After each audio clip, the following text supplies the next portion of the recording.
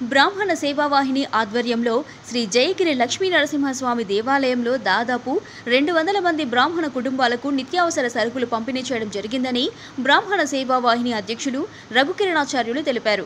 గురువారం నాడు ఆయన మీడియాతో మాట్లాడుతూ ప్రస్తుతం మూడాలు ఉన్న నేపథ్యంలో ఇబ్బందులు పడుతున్న బ్రాహ్మణులను దృష్టిలో పెట్టుకుని దాదాపు ఒక నెలకు సరిపడా సరుకులు బ్రాహ్మణ సేవావాహిని కమిటీ సభ్యులు అందజేశారని అన్నారు.